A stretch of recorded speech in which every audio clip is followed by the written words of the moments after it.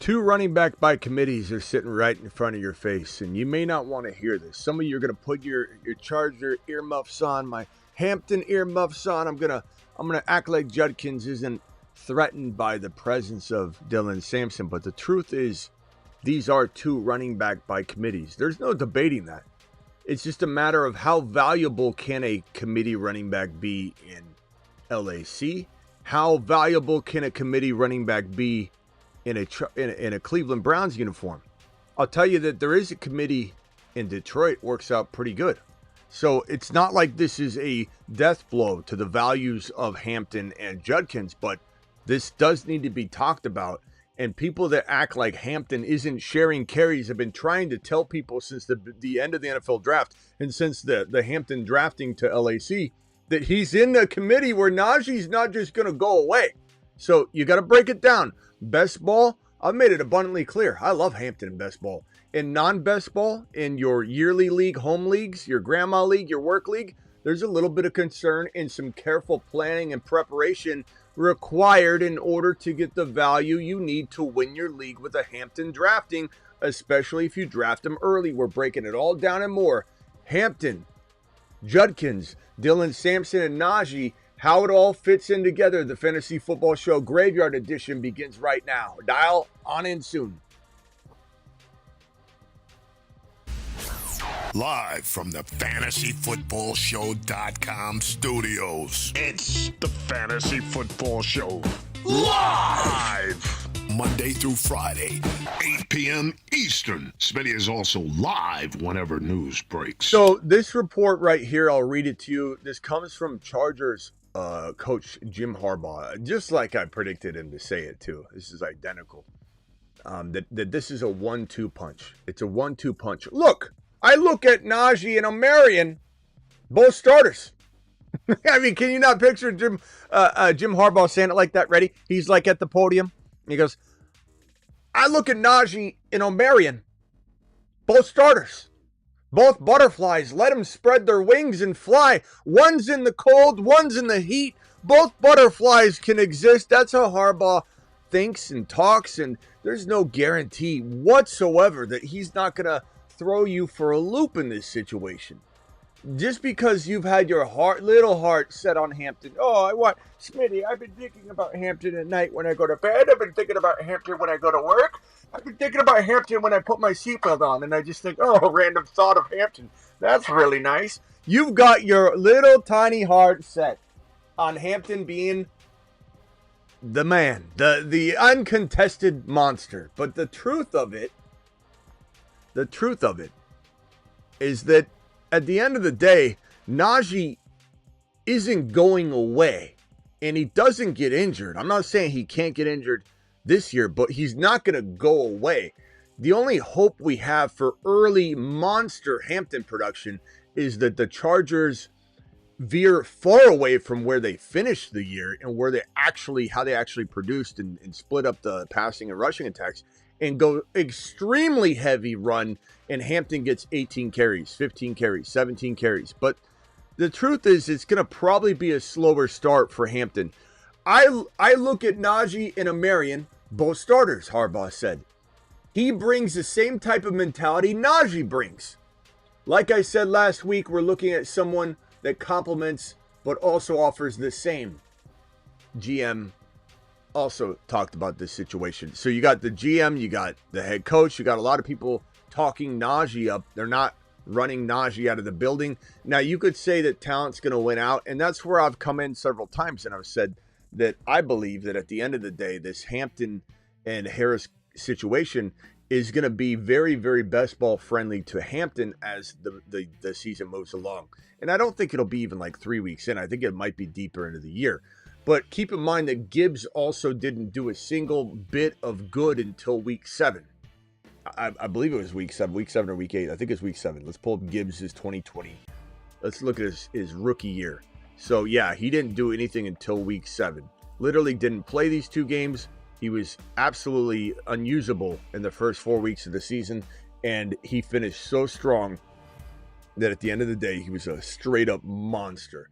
So I kind of feel like Hampton's going to be legit top 5 running back, top 5 to 7 running back material in like the final 8 games, the final 9 games, the final 10 games, probably something along those lines. So in best ball, if you've got other assets that are going to score and help you out in weeks 1 through 5, weeks 1 through 7, then Hampton could be a savior, a league winner in best ball. But in non-best ball, you could be in a cloudy situation. You could wait 4 or 5 weeks before you really get running back 1 production, and you're having to pay running back 1 cost of entry. If we look at this board right here and we say Hampton going round 3 or Harvey going round 4, maybe Harvey climbs to 3 because of this. Just this mere news might make one running back flip up. I'm taking Harvey all day long in redraft over Hampton in round 3. Doesn't mean at end of season, Hampton's not outscoring Harvey per game, but sum total for consistency, getting the work all year long, Harvey might be the better option than Hampton at this point. I know it's hard to hear. I know some people don't want to hear it. I know some people will refuse to hear it. But the truth of the matter is, this is a committee. The truth of the matter is, this is a committee. And we'll get to Judkins in a second. Some of you Judkins owners are failing to see the actual situation for what it is. At the end of the day, again, no one's saying Hampton's not good. No one's saying Hampton can't be a future stud. Najee's on a 1-year deal. But you need to pump the brakes on thinking that what you want to happen is always going to happen. Just because you want a cookie doesn't mean you're getting a cookie. You just got to wait. You got to wait it out. You got to plan accordingly. If it's up to me, Harvey season. Get Harvey'd. I'd rather get Harvey'd than get Hampton right now, if that makes sense. If that makes any sense at all. And as we go over to this other news, this other running back by committee backfield, and it is a running back by committee, Quinshon Judkins.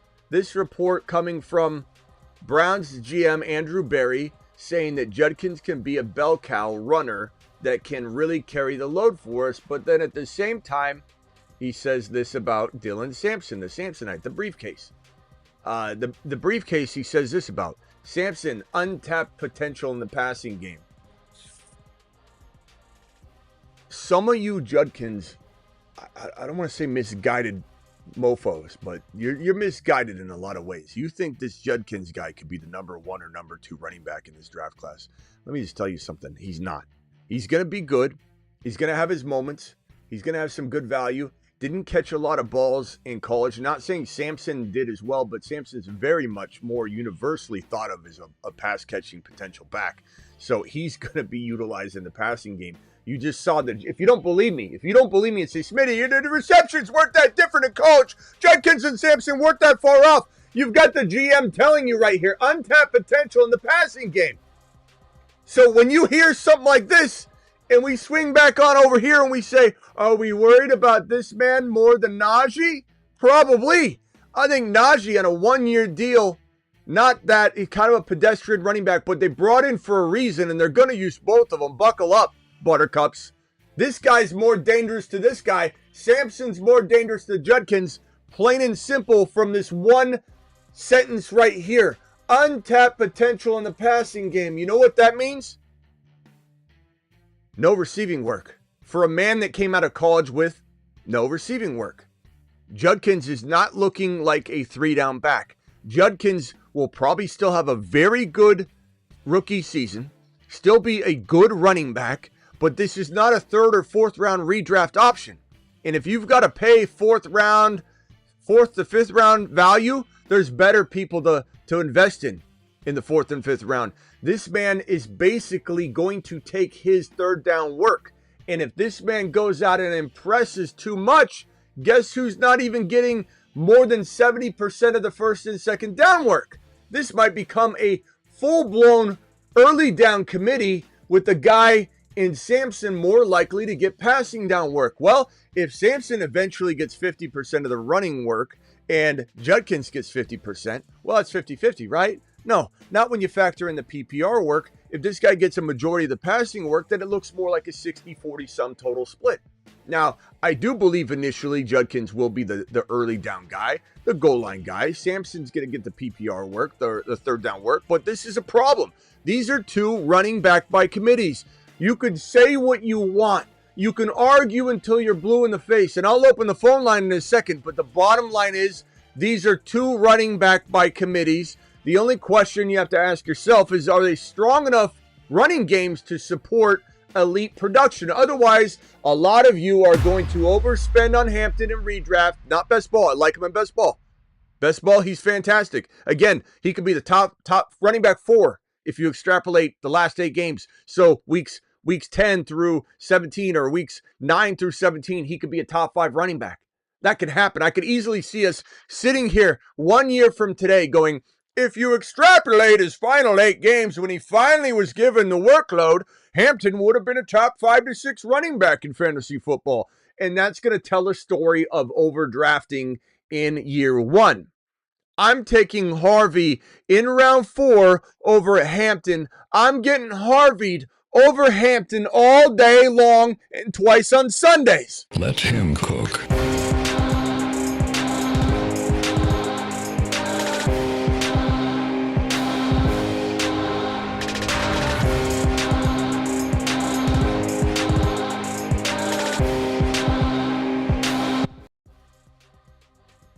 Let's open the phone lines, shall we? See what you all think.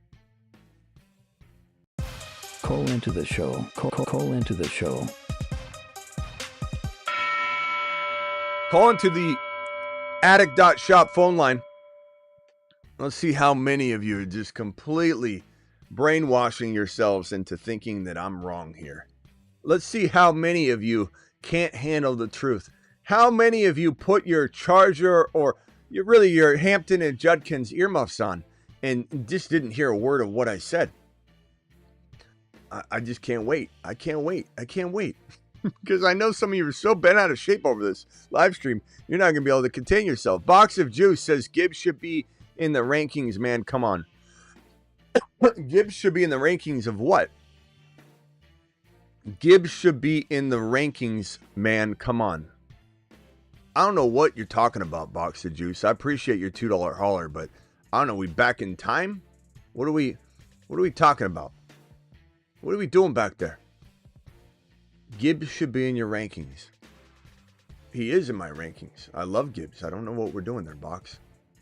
Box of Juice is, I don't know, off his box of juice. Dial into the phone line. Let's have a debate. Call into the show. Call into the show. Let's see what this guy's saying. Keep hating. Keep hating on what? Lost Arts. What are you I know you're not referencing me. You can't be referencing me. I'd love to know what you think I'm hating. I'd love to know what you think I'm hating on based on what I've said today. Dial into the phone line, son. Let's have a conversation about it. I got Najee in Dynasty. I feel like I should have traded him before the draft. Bro, I tried to warn you that if anybody's going to get nutsack kicked in the draft, it was Najee. Najee and Chase Brown had the vulnerability of it. But Chase Brown probably was going to escape it. Probably. And he did. But the reason he was going to escape it is because they didn't need Lost Arts to keep hating on someone else. What are you referencing, though? I'd be curious to know what you're referencing. But I think at the end of the day, we knew that the defense would be attacked probably early on in the draft.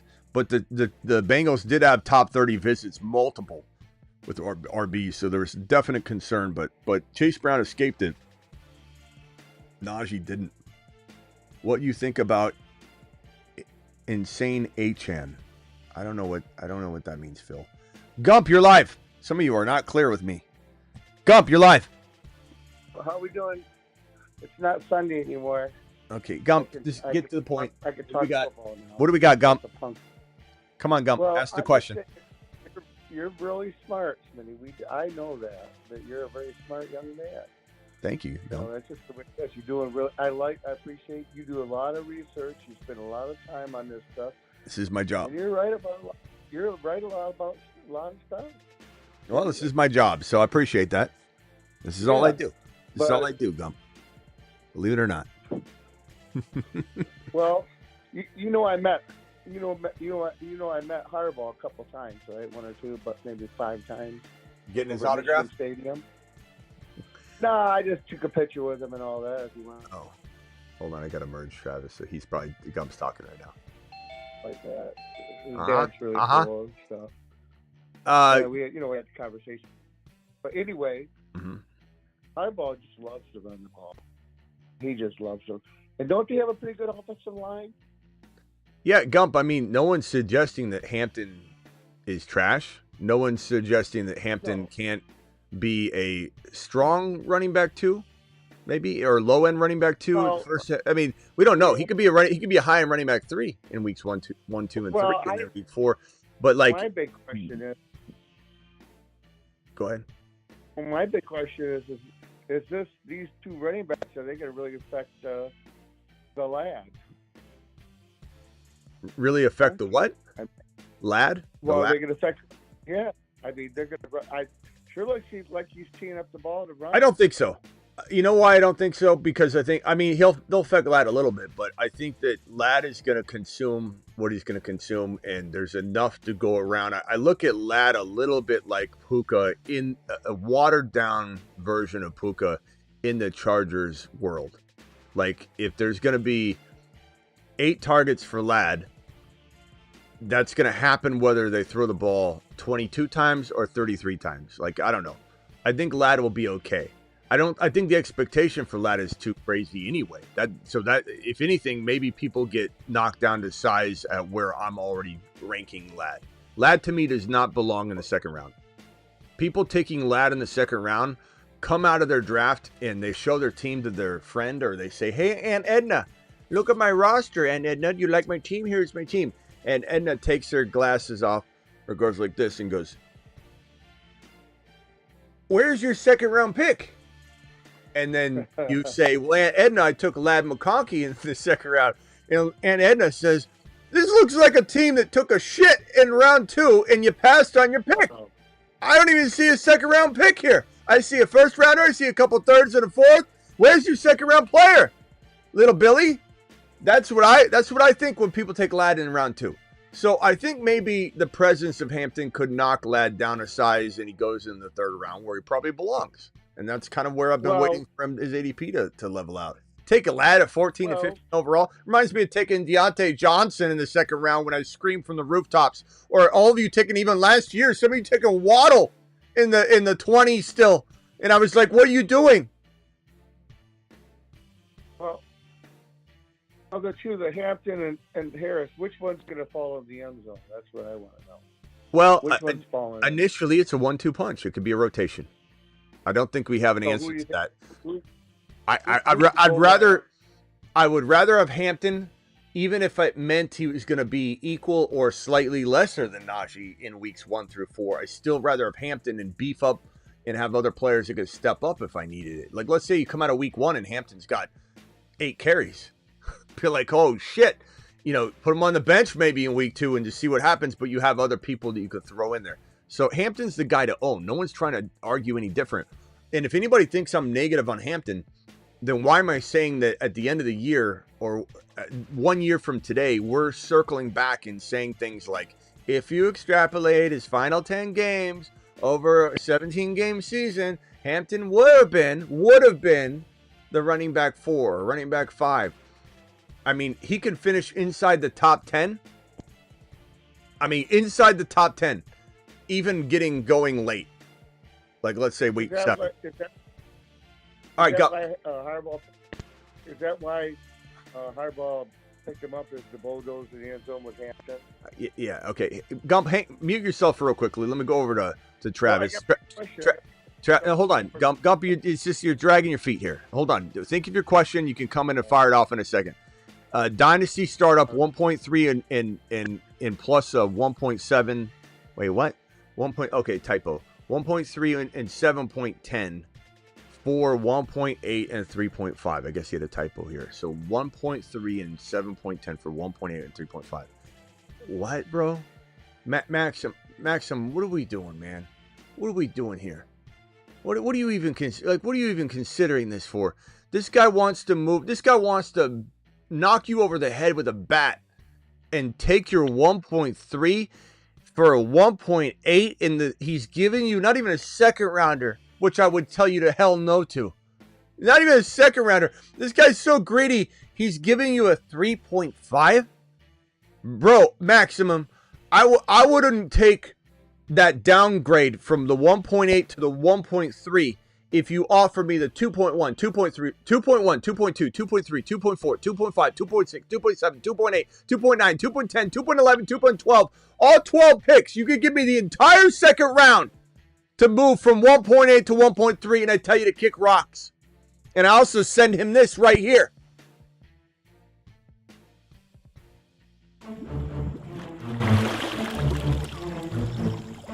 You are offer sex. You are trade offer sex.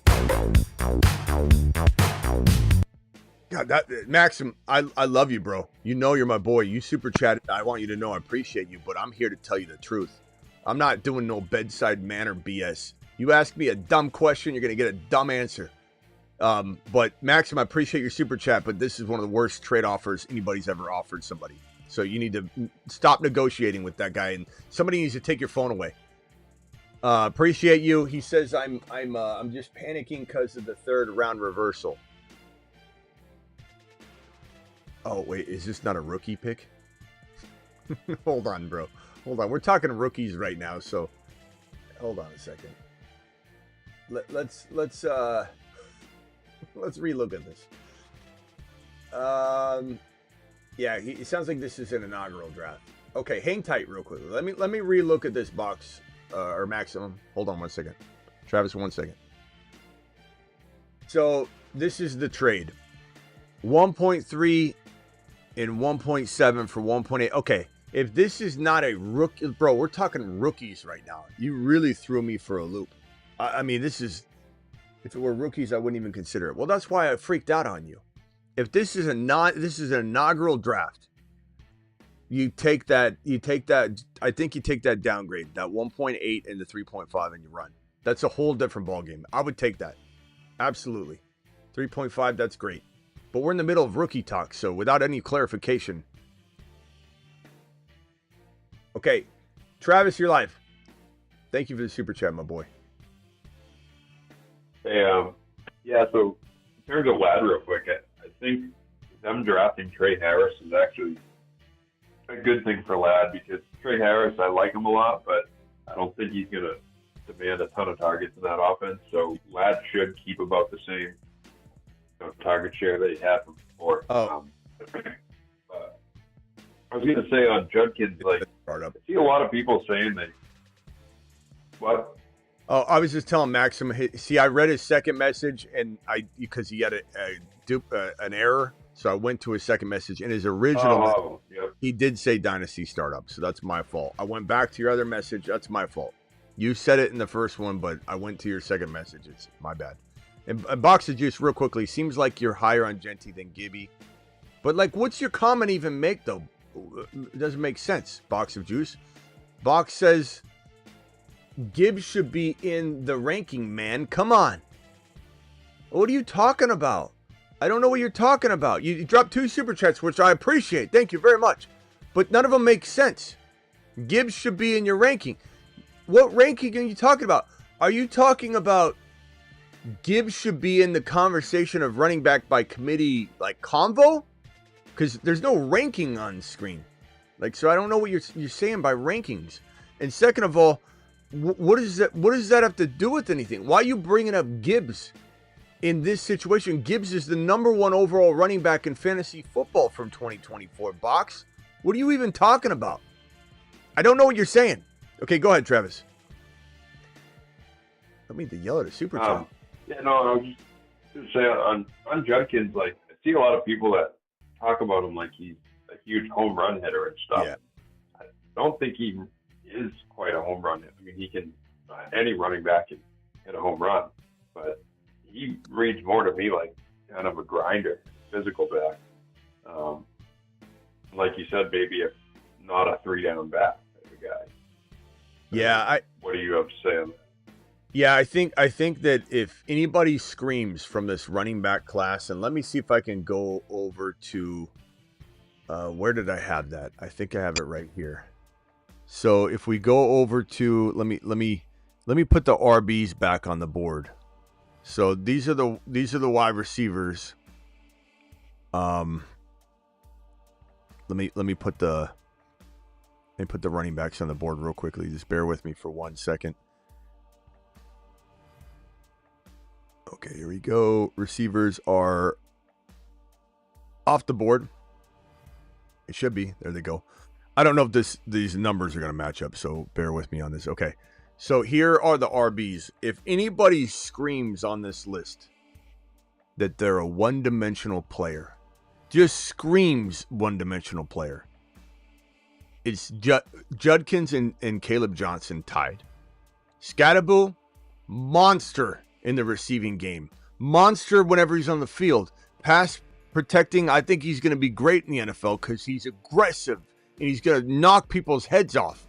Harvey, this Sean Payton has talked up Harvey. They said he gushed over him and he had to hold back what he was saying. Harvey is going to be all over the place. The way Sean Payton talked about throwing to him, he said if his receiving game gets to where I believe it could be, the sky's the limit for Harvey. Hampton, great receiving back. He's just in a cloudy situation. So the concerns of him catching passes comes down to Najee, not down to his skill set. Henderson's the best pass blocking running back in the class. Like, that's not even a conversation. Genty, going to be one of the best receiving backs in the NFL. He caught 569 receiving yards, 569, and 5 receiving touchdowns and 40-plus receptions in his 2023 season alone. Just because he didn't do a lot last year, people are out of their minds in thinking that Genty's not immediately a top 5 receiving back in the National Football League. Immediately. The only 2 running backs that scream one-dimensional, not going to get the receiving work based on situation and kind of Caleb Johnson's skill set would be okay, but his situation screams he's not touching the ball, receiving the ball, because Warren's not going anywhere. Judkins is one-dimensional. He didn't come into the league with a lot of passing prowess, and Sampson's being coined as the receiving back already by the GM. So, like, I don't know why everyone's so excited about Judkins. They talk about him like you said, like he's the second coming of Barkley. It's like, what are you doing? Him and Johnson, neither of them have breakaway speed. Like, no. And to a point, I like Johnson as a more well-rounded back than I do Judkins. I think Judkins can do some, special stuff in that, in between the tackles, and he has a little explosion at the line of scrimmage. But like, as the game goes on, I don't know how well it's going to do, and he doesn't have breakaway speed, and like you said, they're already pointing Sampson as like a third down. Yeah, bro, it's people that already own him. It's people that are just set in their ways, and they want to know, what's the plan. They have to have the plan. They're so upset if their plan's thrown off. It's prospective Judkins owners. It's people that have a pick that lines up with Judkins. They can't get Henderson probably. They can't get Hampton, so they have a Judkins pick, and they're like, "That's my guy." And Smitty, he was so good. Why don't you like him? It's something I don't like him. He's one-dimensional. This is how do I put it? This is going to be a running back that's going to feel very much like, I'm not wanting to use like a Derrick Henry example because he's so productive on the ground that like it doesn't matter that he doesn't catch passes. I'm trying to think of a running back that in recent years, and maybe you can help me out or anybody in the chat, a running back that is not getting receiving work, but like if Kyron didn't have all the touchdowns, Kyron wouldn't be as valuable. Like Kyron even gets it done. Like he's got to be Kyron Williams in order to be a top 10 running back. Because if unless Sampson gets abducted by aliens and he's not in the picture anymore, Judkins can't be a top 10 running back in PPR very easily if he doesn't go out and have 12, 14 touchdowns on the ground. Someone said Gus Edwards being like Connor. He's got more upside than Gus Edwards, but similar type. Yeah, the Chubb example, like not comparing the player, the Chubb example does compute a little bit more than, unless you're going down the road of like talent wise. But like Yeah, but I'm not debating that. It's just a matter of like, okay, what did he do? What's his role? Who's going to run the ball? You know, like Chubb's 10 times the running back that Judkins. Yeah. 10 times, or was 10 times. Judkins is better than him now, but that's not fair. That's like saying, you know, I'm better than Tony Dorsett right now. Probably true. Not by much, but probably true. My knees, I'd probably last two games. Like Judkins, like he's got more talent than I'm thinking back Patriots guys, Damian Harris, but it was the same idea. Damian Harris just ran. Good example. Good example. But let me go over to DJ real quickly. DJ, you're live. Specifically, question, and real quickly back to Maxim's question. Again, sorry I misread your Dynasty startup. For everybody that was here, and I blasted the hell out of that question. His second follow-up didn't include it, so I didn't know it was a Dynasty startup, but he did say it in the original message, which I skipped over because it had the typo. Box of Juice says, I'm saying don't jump on the Gibbs train now that he's good. You ain't no day one. Me? Are you talking to me? What? Are you talking to me? Before day one. Box of Juice, you better be talking to somebody else in the chat with this message, and you're just wording it wrong. Because you sent 3 super chats to me saying, come on. I think you're talking to me. Box of Juice says, I'm not a day one Gibbs guy. Are you out of your mind? I got a guy, my boy Last Purdue, his name is Last Purdue. I like him. Okay, he's a good guy. He's on Instagram right now trying to roast me in my comments saying, let's not forget, Smitty, you're the guy that loved Caleb Williams so much. And that, what are you talking about? What are you putting up my stories laughing? I don't want to tell him. And this guy, Box of Juice, is in here saying that you ain't no day one Gibbs guy? Are you out of your mind? You didn't even know who Gibbs was until I told you. You gotta be kidding me. Does somebody want to tell him? Hey, well, I'll let the chat. Hey, Box of Juice, I don't need to defend myself. I'll let the chat tell you. Go ahead, chat. Tell him. I'm sorry. Go ahead, DJ. Max Heat said you're a day zero guy. Yeah, day negative 2. You ain't no. I'm saying don't jump on the Gibbs train now, Smitty. That he's good. You ain't no day one. Hey, you know what I have for you, Box of Juice? A phone number. Call into the show. Call into the show. Yeah, now he's gonna turn into a backtrack Bobby. I dare you call into the phone line. You won't. Something's got your tail. You won't be able to get to the phone. He super chatted you again. He'll either crawl into the phone line and say, never mind, and backtrack Bobby it. Joking with you, man. How did the Bills do in the draft? Why waste my time? Why waste my time with that, Box? I don't buy that he was joking. I think it's a backtrack. Because why else would you just waste 3 super chats on that? Take a big laugh. It's a backtrack, Bobby. How did the Bills do in the draft? Bills never do what I want them to do. They're okay. You know, should they have done what the Green Bay Packers finally did? Yes. Get aggressive. Go get a top 3 wide receiver. You know, that's what the Bills should have did. I like their picks, but I don't know. I don't know how to even answer that question because it's not what I would have done. It's kind of the answer. Thank you for the super chats, Box of Juice, but I do think it backtracked Bobby that one. Go ahead, DJ. Sorry to interrupt you. Judkins, I think, has to be like a Connor in what you're laying out in terms of what Sampson's role may be. That lack of passing. That is Cleveland. And, certainly nobody in this draft is Nick Chubb, right? But that has to be his role. In terms of explosive things of that nature, maybe the goal line work. So he might be touchdown dependent, but it might be okay. But Sampson, from a PPR standpoint, and his probably much higher, right? But I think you said you take Harvey at 4 or Harvey at 3 redraft, right? I'll be honest with you. I mean, I'm moving it now, and people can get upset at it all they want, but my top 3 running backs are Genty, Henderson, and Harvey now.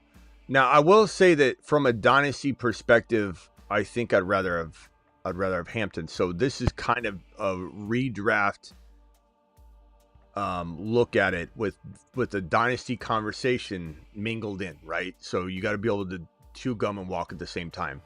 This is a rookie. Yeah, you read my mind, right? Yeah, this is a rookie running. Not to cut you off, but before I forget my thought, you read my mind because you're selling Harvey as if he might even be number 2. And this is because I think of the Peyton effect, right? I mean, I'm not too sure where else he would have been drafted that we're speaking him up to this extent. So if we're talking about the what tips the scale, we're thinking, or at least for me, I'm thinking Peyton effect. And heck, with that said, you might even move into 2.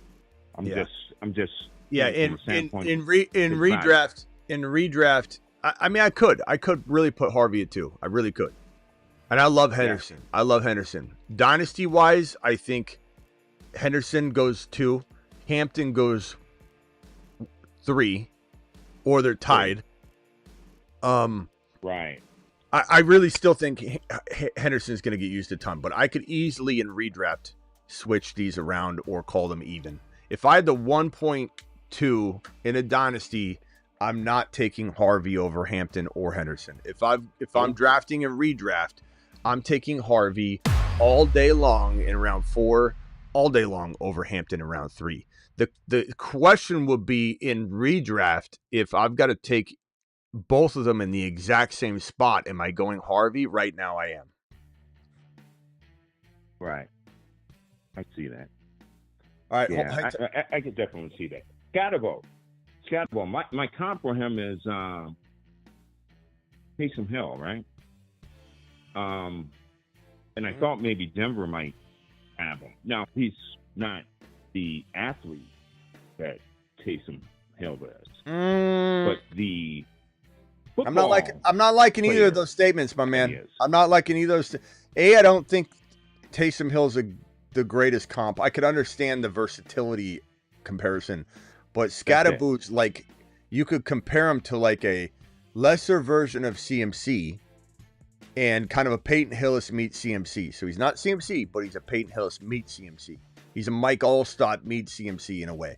I don't see Taysom Hill unless you're just calling him a versatile player. But second of all, the second, what was the second part you just said? I didn't agree with it. What did he say? Well, just from a standpoint of, Taysom Hill and his usage. I wouldn't speak in terms of his athletic, ability, but I think his role gives him that versatility. I mean, he's a baller.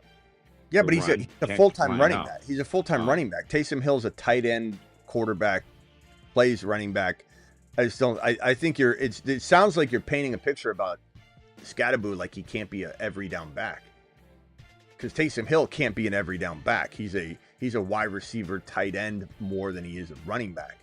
Like he's a quarterback. He was great at running the ball. Why you would say that, but I think my standpoint from a fantasy, from a football perspective, certainly he can be a every down running back. From a fantasy perspective in usage and touches, you have to utilize it. That's all I'm saying. I think he just has more flexibility than just lining him up. I don't know. I think Scat is an every down back. I think having conversations about like switching Army knife players is like not the direction I go with. Scat could be an 18 carry running back. He is a running back. But I understand like the versatility comparison, but I just think Scat is a monster. All right, hold on, DJ. Let me go over to One Upper. Sure. and then back to Travis. Go ahead, one-upper. Smitty, what's up, Smitty? What's up, Smitty? Hey, I got an issue with your list, man. Of course you do. I got an issue with your list. So, I think you need to take Jaden Blue and Bashard Tootin off, and you need to put on Bashard Devin Tootin. Neal. Yeah, take Tootin and Blue off, and put on Devin Neal and JCM. All right, let me go ahead and do that. Yeah, was a 7th round pick. Let me do that. Yeah, Finish I know, him. but we talk about opportunity. Call. All right, go ahead, Travis. You're live. Devin Neal. I kind of lost my train of thought there. I like Devin Neal, but just acting like you're going to come in and just swoop all these players off the board because Devin Neal landed in a spot where he's not going to get any usage at all this year. And he called him Bashard Tootin. Judkins, that's what I was going to say. If they didn't draft Sampson and they had Judkins, and he was going to get 20, 25 carries a game, I like him a lot more. Like before they took Sampson, I was getting really high on Judkins, but after that, it kind of blurred the lines. Because I think with a lot of work, he can be a good back, but I just don't think I see the ceiling that other people do. Yeah, I like Monagai. I forget how you say his name. Monagai, the Chicago Bear running back. Monagai, I think is how you say it. I'm not sure how you pronounce it right now, but we'll get it. We'll get the pronunciation. Yeah, something like that. But I like him better than Devin Neal. Here, I'm gonna just to piss off one-upper. I'm gonna put him up. Did I spell it right? Monagai. Monangai.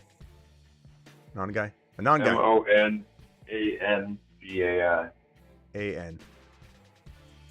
Yeah, look, this guy is a machine. I think he had like 600, if I remember correctly, like 600 and something carries without a fumble. He's a monster. He runs over people. This guy will take Swift's job like that. So he's definitely a sleeper. Let me put him on the list over Devin Neal, just to make sure one-upper knows what we're doing here. There you go, one-upper. Yeah, here you go.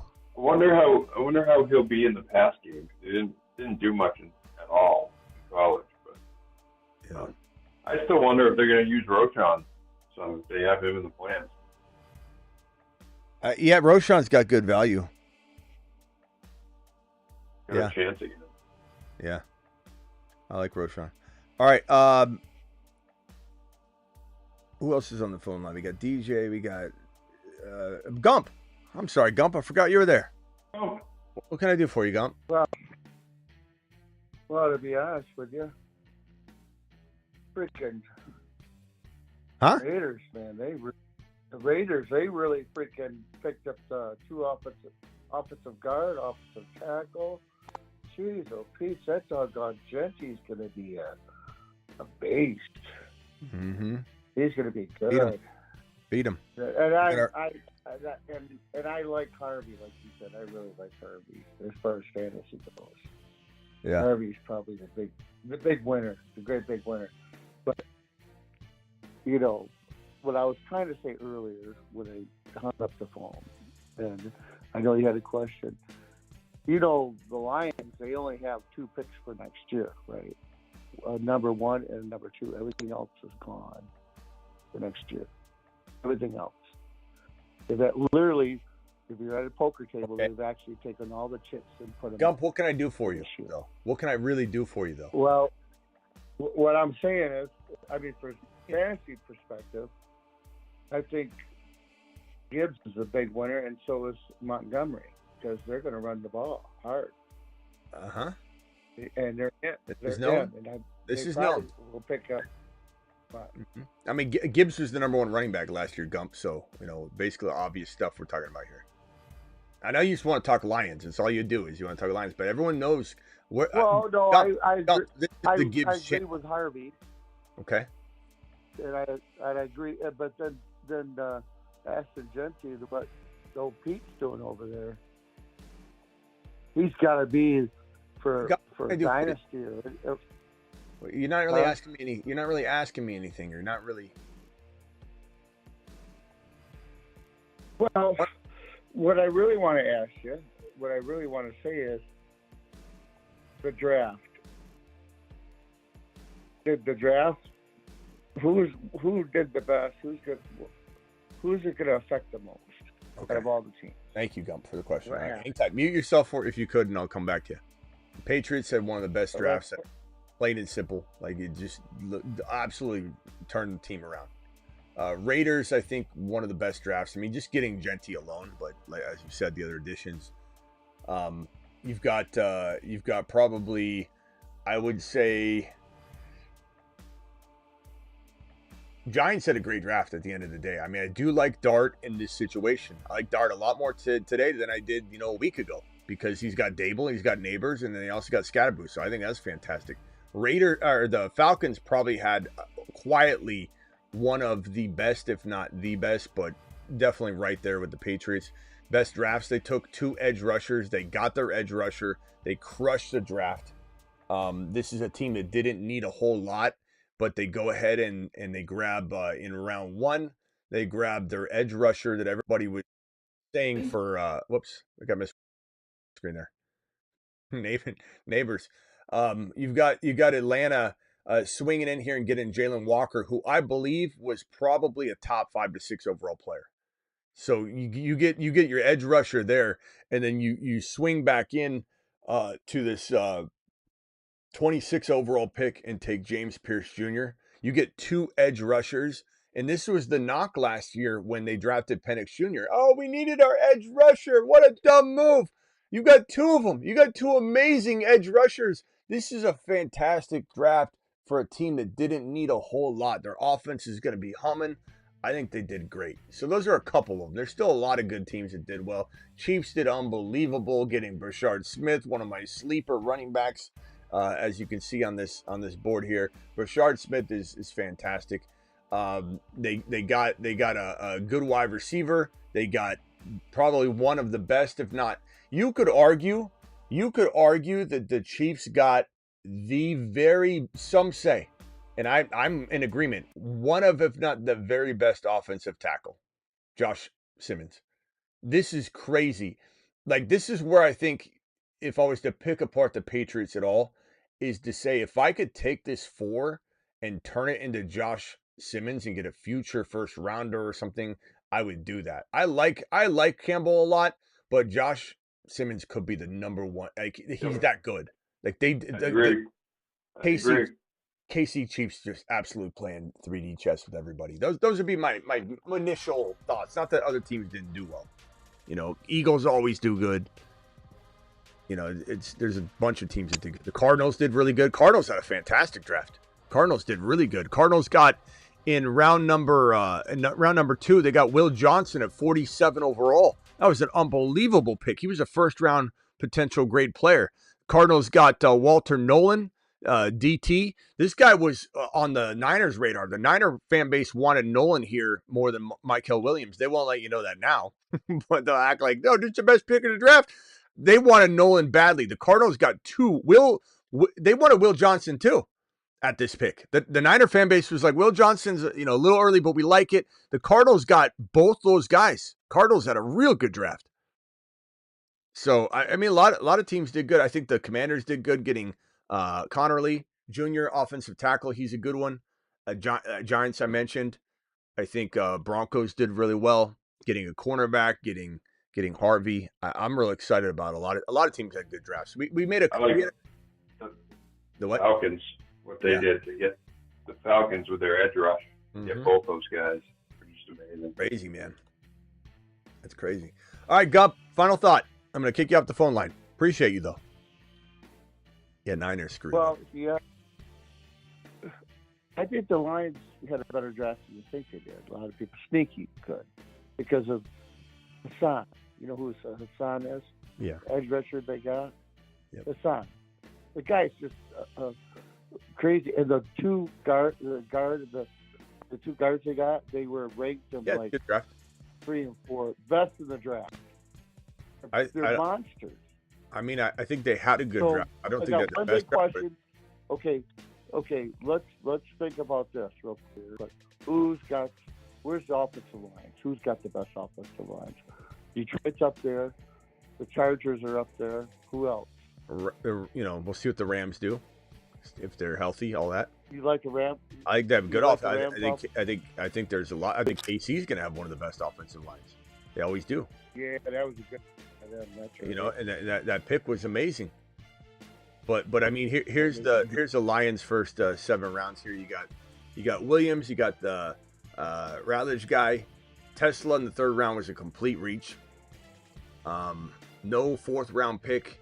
Frazier, we'll see how that works out. I like him, but I don't know if you said the best in the draft. I don't know why you said that, but Williams was a pretty decent pick. I think I don't know how I feel about that pick, but I think you did good.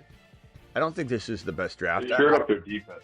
Yeah, I don't think you've beat any of those teams that I mentioned, but I think you're in the top 10, 11, 12 drafts, maybe. Well, the big question is Tesla going to push us into the Super Bowl with those cards? Who? Tesla. I know you're not saying that your sixth receiving option is going to walk you into a Super Bowl. His workout, his stats as far as workout. Did you just say that this wide receiver? Right? You just said that this wide receiver. Tesla might be the best receiver in this draft. Tesla's the best receiver in this draft. Even higher than Hunter. Yeah. Yeah. Come on, Gum. Come on. You know what? Johnson, baby. I can't leave you on the phone line with a statement like that. I'm telling you, you better get a jersey. No, I didn't know his name before this weekend. You didn't know who he was. You admitted on another show that your grandson or whatever had to tell you who he was, or your nephew. He had to tell you. Didn't even know who he was. You didn't know who he was. You didn't know who Tesla was. Making stupid statements like that better than Hunt. Finish him. Call terminated. You know you can't stay on my phone line after something ridiculous, verbal diarrhea like that. Not going to happen. All right, let me go over to Kyrie Boston. Speaking of verbal diarrhea. Go ahead, Kyrie. What are you going to spew out tonight? I was going to tell you that the Chargers made the playoffs last year. Thank you. Did they not? With J.K. Dobbins as their starting running back and Gus Edwards. So they were actually a pretty good team last year with them 2 running backs. That's what I'm trying to say, man. Okay. Don't disagree. I disagree that the Chargers ain't the best landing spot for a running back. That's my only disagreement with you. I didn't say it was. I feel like the Chargers. I feel like Harbaugh's about to run the ball down everybody's throat. You're saying it's the best landing spot? You're saying? Yeah, I think they're a run-first team, and they're gonna just keep running the ball, and then once in a while they're gonna let. So let me ask you this. Let me ask you. Can I ask you this? Okay, so the Raiders, where they improve their line, they bring in a coach who wants to run the damn ball. Their quarterback is competent, but not good enough to carry the team by himself. You got a Brock Bowers stretching the field. You don't have the greatest wide receiver room at all. You just don't. This wide receiver room, led by Besh and Jacoby Myers and Thompson, the guy that the caller said was going to get on the field, which he needs injuries to get on the field. This is a very bland wide receiver room, but an elite tight end. So you got an elite tight end, the best in the business potentially. McBride and him are the best in the business. You got Genty, potentially the best in the business right away. What makes you think that the Raiders running back landing spot isn't better than the Chargers with Najee Harris already on it? And they just said, I just gave you at the top of the show, read the report, that they look at it as a 1-2 punch. and that they want to use both of them. It's a committee. What makes you think I agree with that. I agree with that. better than the Raiders? I'm not even there yet. I agree they're going to run both of them. Okay. So how is that the best landing spot when Denver has no one? It's the best landing spot because Harbaugh is going to run the ball like the first 2 or 3 times every time they got the ball. They're only going to pass it on 3rd down. I don't know if Kruger is going to be accurate with this, so I might need Travis to fact check him. But they're not going to pass it that much, man. Hey Kruger, what was the ratio of passing and rushing for the Chargers last year in 2024? I don't know if he's going to know this. Hey Smitty, the Chargers had a roughly 60-40 split in favor of passing last year. They leaned more on their passing game, especially in the second half of the season. If you need more details. I don't know. Someone fact check that just because Krug can be wrong. But now what you're going to say to me, you're going to spew some more verbal diarrhea in my direction. And you're going to say, but this year's going to be different. This year's going to be, they run the ball like crazy, Smitty. Well, they didn't last year, but this year will be different. So you're making a prediction, okay? I hear you, but how is this the best landing spot for an RB? We don't know.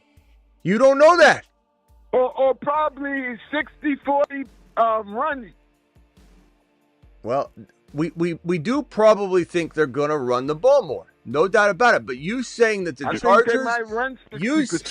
Chargers landing spot's better than the Raiders and the Broncos when he's in the Giants, really, frankly, or the Cleveland Browns before they drafted both running backs. We're talking about landing spots preemptive draft.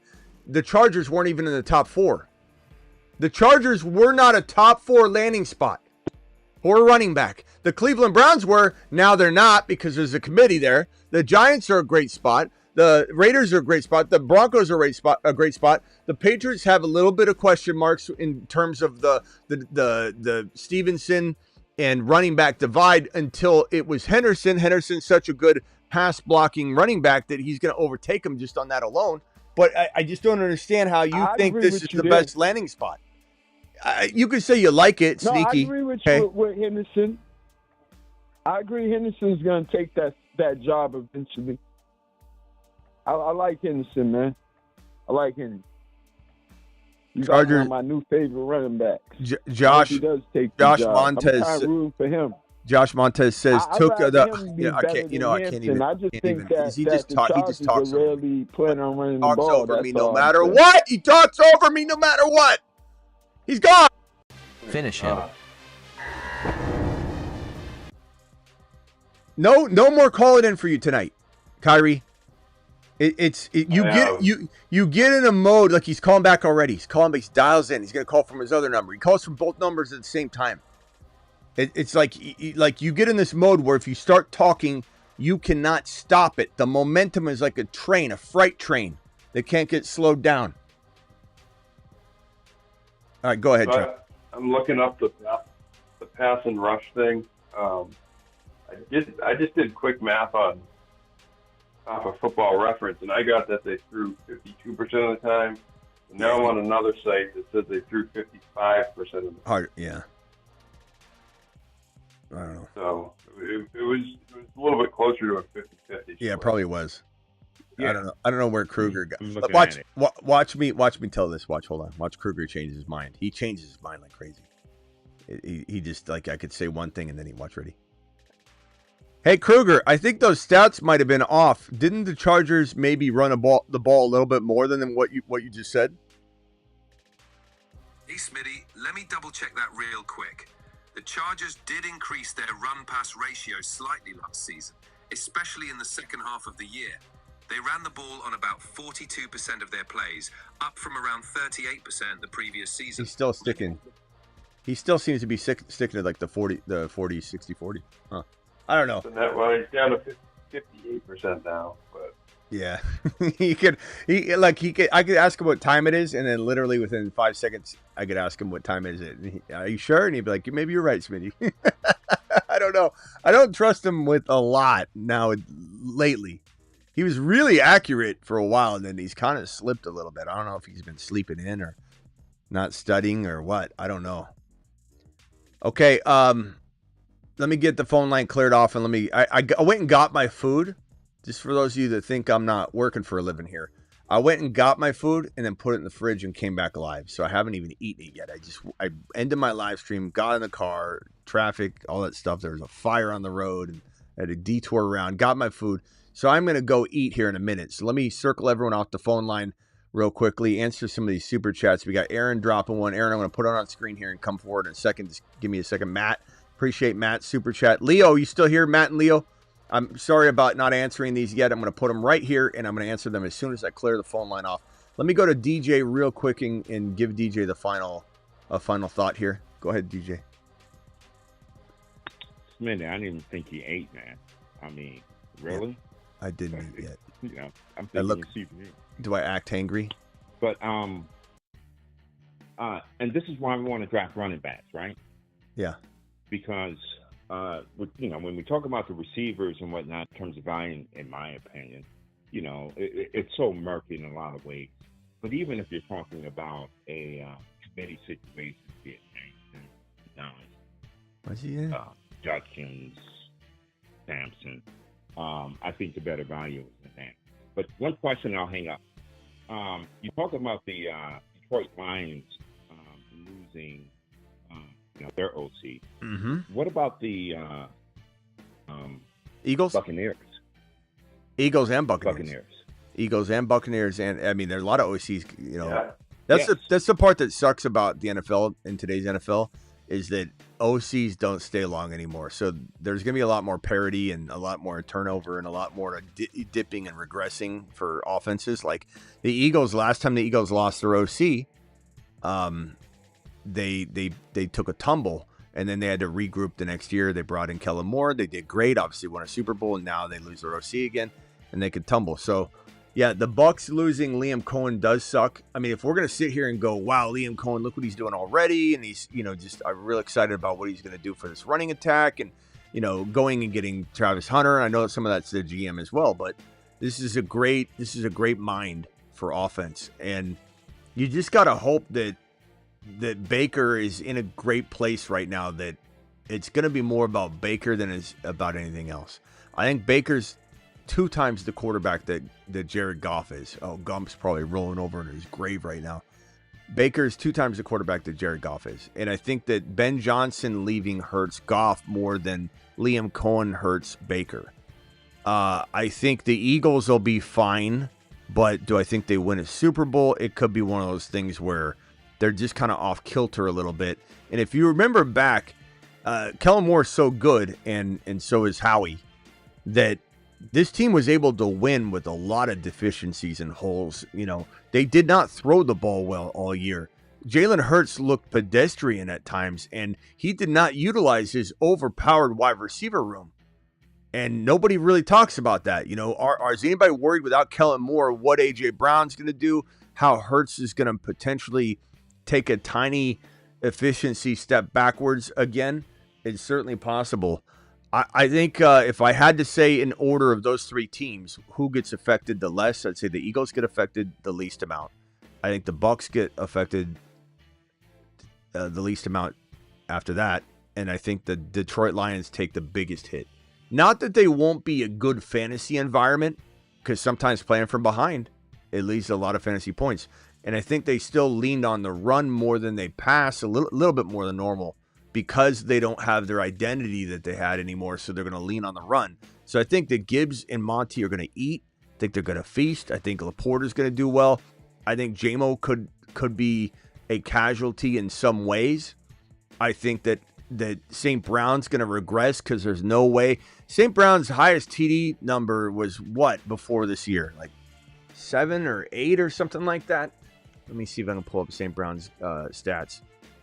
I'm on Raw. St. Brown, his career stats were prior to this season, where Ben Johnson helped him ball the hell out. He had 12 TDs. He had 10 the year prior, and then 6 and 5.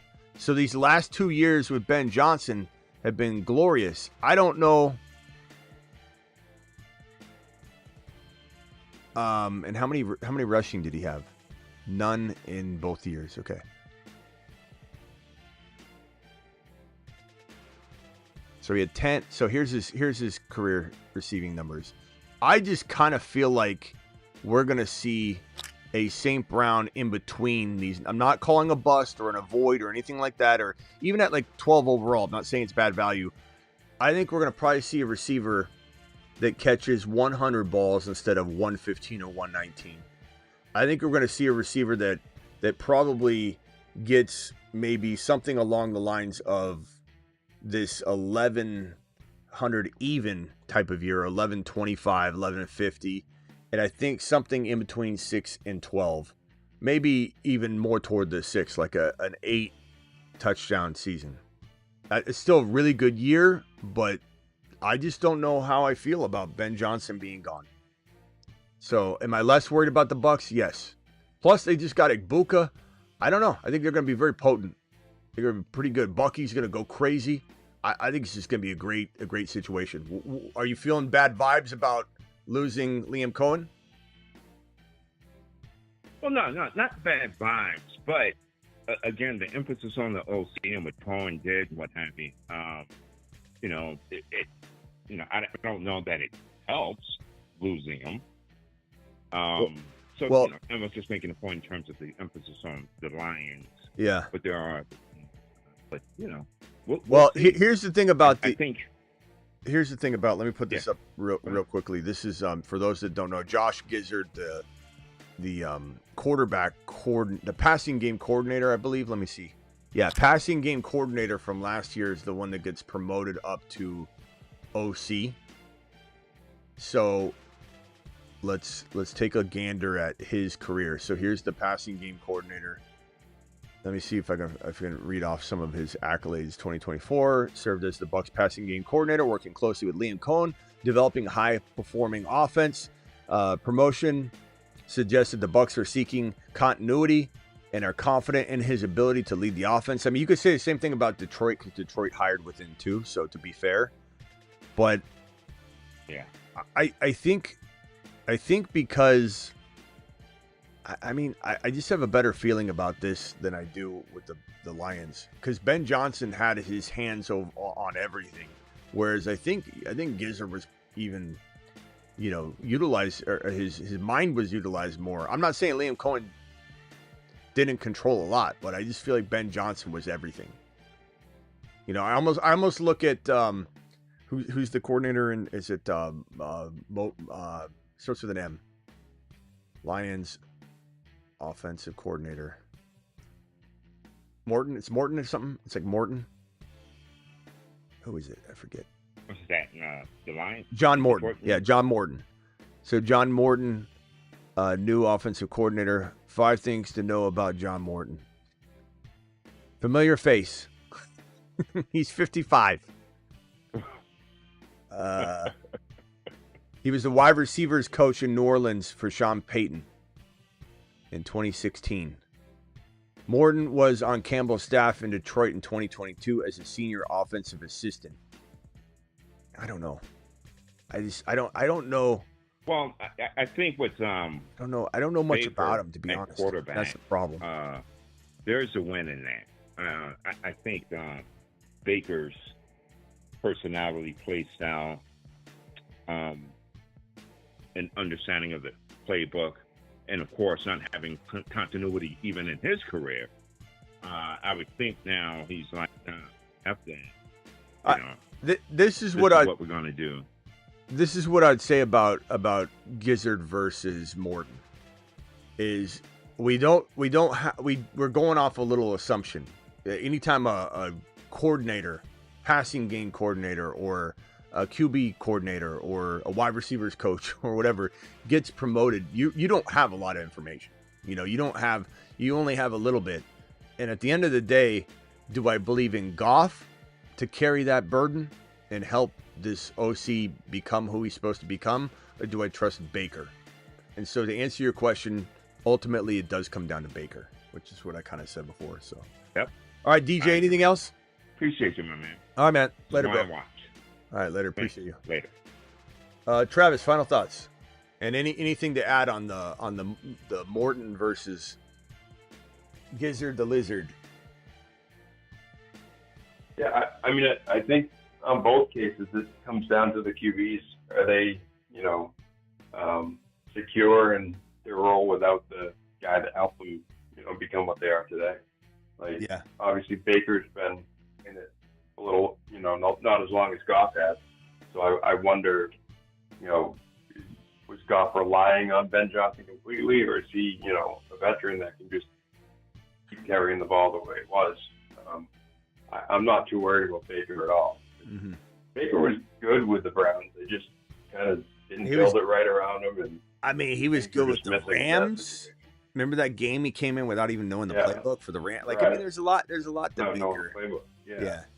It might make sense to compare Goff Geno. was on the decline, and Johnson built him back up. Aaron, appreciate your super chat. Might make sense to compare Geno versus Herbert. I disagree with that. I think Herbert's 10 times the quarterback that Geno is. The problem with Herbert is that he's restricted. He's a governor. There's a governor on his abilities, and he's a race car that can go 200 miles an hour, and Harbaugh put a governor, a restrictor on the gas pedal, only allowing him to drive 120 miles an hour. And Harbaugh is still putting him in the 200 mile an hour race. That's the difference. Geno is okay. I'd probably say Geno's more of like a Goff, Purdy, quarterbacks like that. Yeah, limited. I don't. Jimmy G in his prime. I think Geno's could be a top QB. Yeah, but 6 QB in the right system. Is there a world where Geno outscores Herbert this year? Maybe. It's certainly possible. Yeah. The offenses and everything, but okay. Trade my 2.1 for Tracy, or traded my 2.1 for Tracy this offseason. I took an L. Probably. I still have the 2.3 and 2.7. Is it in my best interest to take Scat at the 2.3? Oh, hell yeah. but good luck getting Scat at 2.3. You're going to have to trade your 2.3 and 2.7 to get your 2.1 back. Or you're just going to have to do that to go get a 1.10. Scat's going to... There's a chance... Like, I always think these guys will go higher, like my favorite guys. I always... I'm just telling you right now. There's one thing I'm wrong on every single year. It's the ADP of my expected ADP versus the reality of some of my favorite rookies that I think are going to go 1.7, 1.8, 1.9, 1.10, and they go 2.1, 2.3. I promise you, I'm not. I'm jumping the gun on it. So who knows? You could get. I don't think you're getting Scat at 2.3 though. I would trade into round 1. I would use your 2.3 and 2.7 to go trade into round 1. You get Scat at 2.3, I'll be shocked. I'll be mystified. And Leo says, I want to trade a wide. Are you still here, my boy? I'm sorry it took me so long, Matt, to answer that. But Matt, let me know if you're still here so I know I took care of you. And Leo, let me know if you're still here, pal.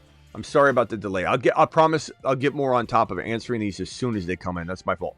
I want to trade a wide receiver for a pick or a running back. Would you trade Marvin Harrison Jr. for the 1.2 in a heartbeat? And it doesn't mean I don't love Marv, but you put Marv into this draft, a rookie draft, where are you taking Marv? Not 1.1, probably not 1.2. You might even take Hunter over Marv.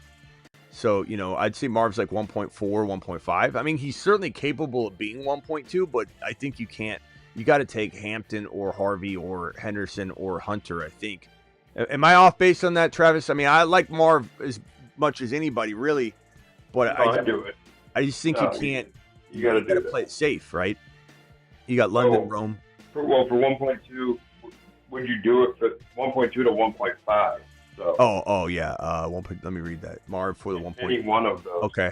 I do it for 1.2, 1.3, 1.4. Well, I guess you are pushing my R versus Hunter to the limit. 4, I guess.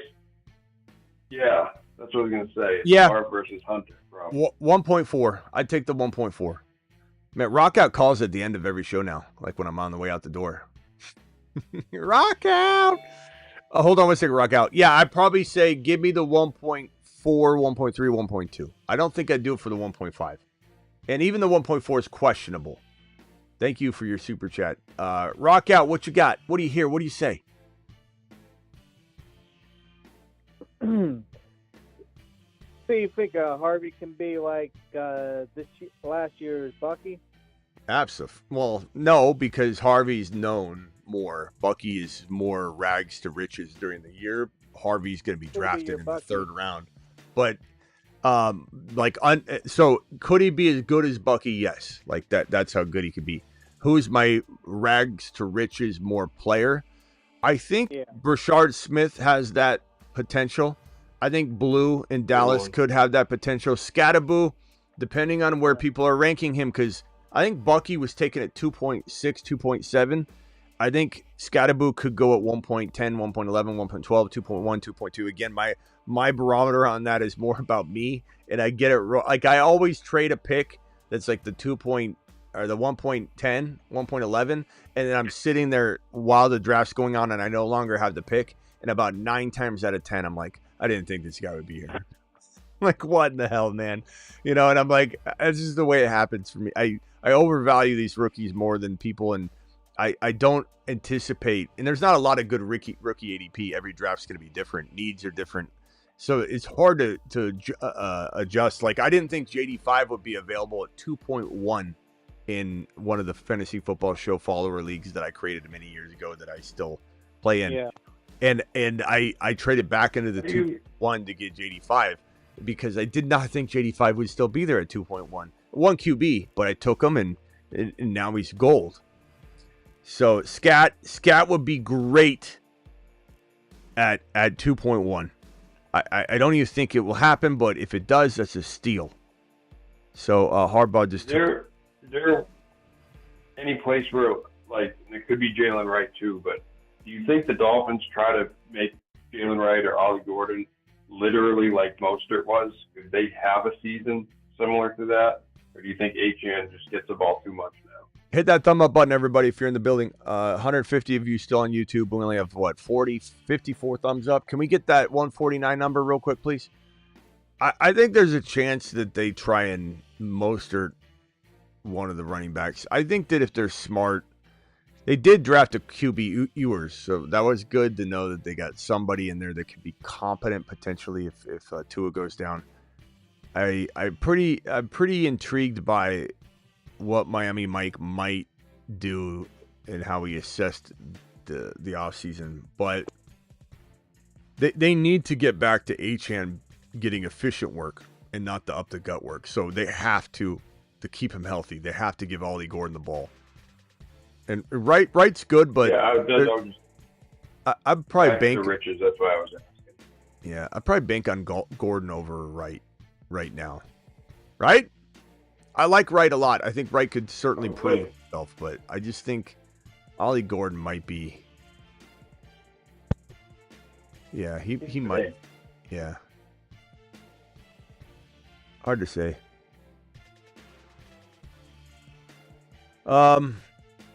Anything else, Rock Out? Yeah, we think about the 49ers after 2 years of no AP. 49ers with what?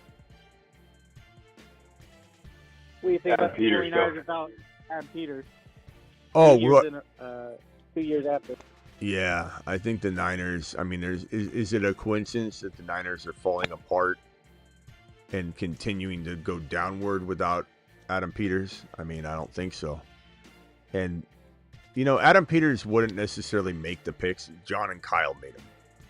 But Peters, they would lean on Peters later in the draft, and especially later in the draft. So that's why when people say, well, he picked Adam Peters, keep in mind what anybody's trying to say. Adam Peters didn't draft Trey Lance. Adam Peters wasn't the GM.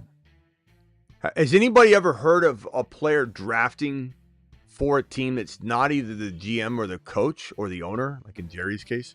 The answer is no. So Adam Peters was not the GM. He was an assistant. I believe his title was assistant to the GM. I forget what his exact title was, GM. operation something. But Or he personnel. didn't make the picks, but he gave his advice, and so John and Kyle notoriously made that first round pick, and so people are trying to blame Trey Lance on Adam Peters. He was involved. They definitely turned to him, and he admitted he liked Trey Lance a lot. But I like Trey Lance a lot. I think Trey Lance was a good prospect. I think Kyle Shanahan ruined him. And maybe he would have busted anyway, but we'll never know. We can't just say, because he failed. He failed. He failed because Shanahan pulled him out of the lineup and played games with him, and it was a mess. But, the Niners have been not doing so hot after. I mean, the fan base was irate with some of the picks that were made. They just act like they love it now, and that's normally what happens. And they're good fans who get behind their team and everything, but this Mykel Williams is a reach. I remember that watching the initial fans' reactions, and they were like, "What in the hell?" And there's crying emojis everywhere. Now that's like he's the best player ever. Oh, no. Like, "Hey, he's such a stud." But they wanted Nolan. They wanted Will Johnson. The Cardinals got both of them. I mean, I normally rip on the Cardinals a lot. The Cardinals had a great draft. They took 2 really good players in rounds 1 and 2. Cardinals did good. Cardinals did real good. That's going to help Kyler and the offense and, Marv moving the football down the field. All right, rock out. I'm going to go eat my sandwich. Appreciate you, bro. All right. See ya. Later, rock out. Okay, Travis, final thoughts. Real quick. Aaron in the chat was saying that super chat with Gino and Herbert. She was saying, I guess, to Kyrie about one of the reasons why Raiders is a better spot for running back because Gino versus Herbert who's throwing the ball and stuff is what she meant. Oh, just saying in the chat. So. Yeah. I mean, you could argue all different angles on that. Like having Herbert is better for the running game. Having Herbert's not better because now they can throw more if they need to, and that's what the Chargers did. The Chargers were supposed to be this like not balanced, more run heavy, less passing attack. And they diverted from that because they weren't getting good efficiency, especially at and around the goal line. They threw at and around the goal line a ton. And you'd never expect that coming into the season. You'd be like, Harbaugh's going to run the damn ball, and he didn't. So you could say that this draft and the acquisition of Harris was to make up for that they didn't feel they could run the ball well at the goal line. Now they're going to change that. And I would say it's a solid educated guess. Probably very, very accurate depiction of what's really going on, but that doesn't change the fact that there's 2 of them. So just real quick, I meant to ask you last show when we were talking about wide receivers. A lot of people I saw in the chat last show actually talking about Pat Bryant. They're really high on him going to the Broncos. His profile kind of reminds me a little bit of Sutton. Sutton was better in college and higher draft pick, but do you know much about Pat Bryant?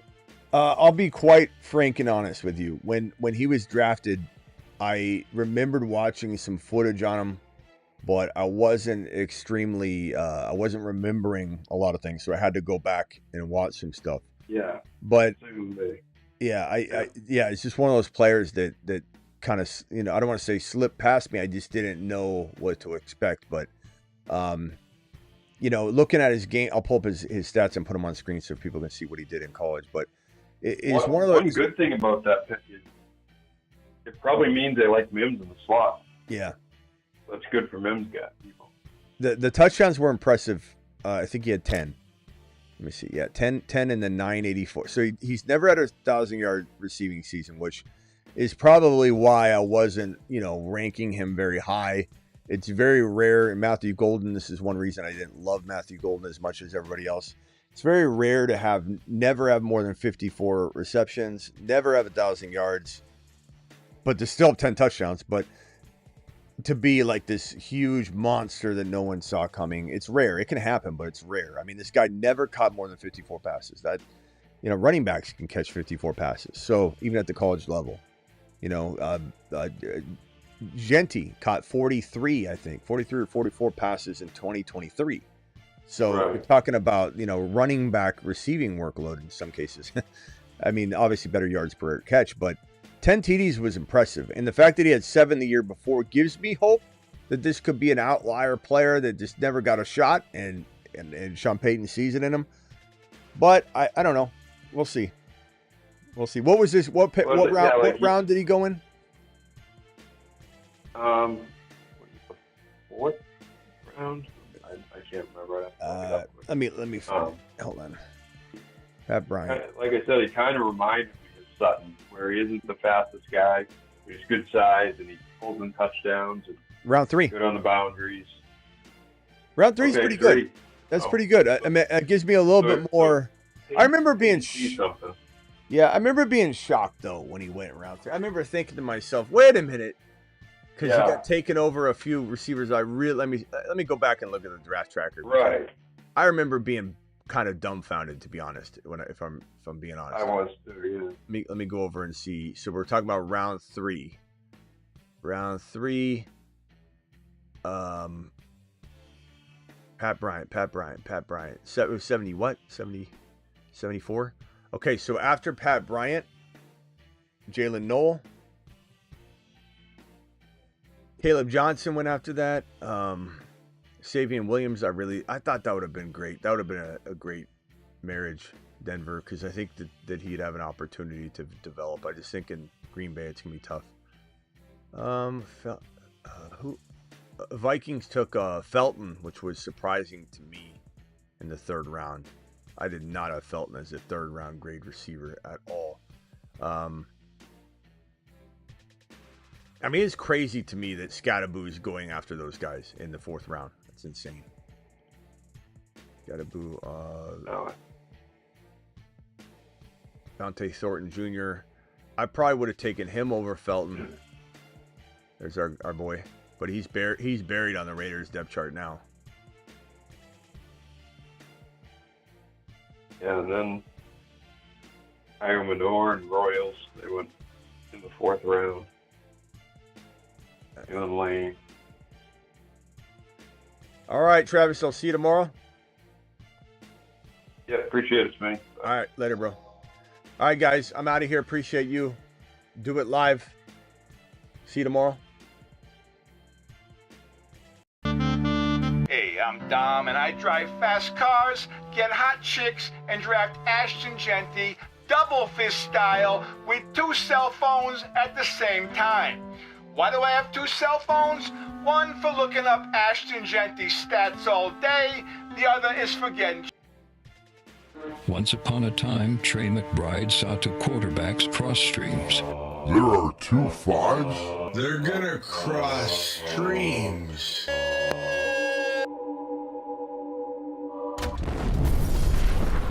He worked effortlessly trying to accomplish this feat on his own. Then, one day, he crossed his 4th and 5th round average draft position. And then, this occurred.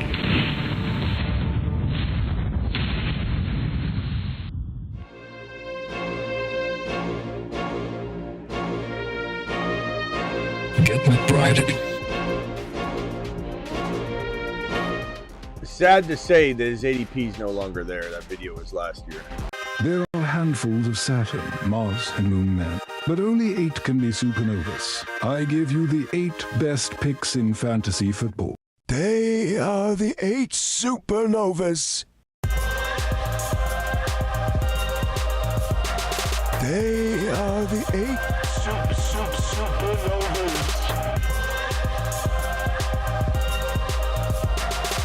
The hateful 8 supernovas. I'm looking at the 8 supernovas. Look at that, two Jaguar wide receivers. Magnificent 8. 2 Jaguar wide receivers. Woo. Liftoff of mission 41D. The first flight of the orbiter Discovery, and the shuttle has cleared the tower. I don't know if that scares me that there are 2 Jaguar wide receivers on here, or if it excites me. Hi, I'm worried William, and my mommy just warmed me up a hot pocket, and I've never even talked to a hot chick.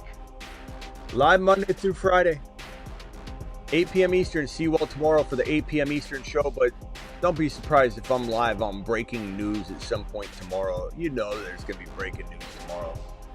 Even if it's just rumors, there will be breaking news tomorrow. I'll see you all tomorrow. I'm also live most midnights Eastern for the Graveyard After Dark After Hours show.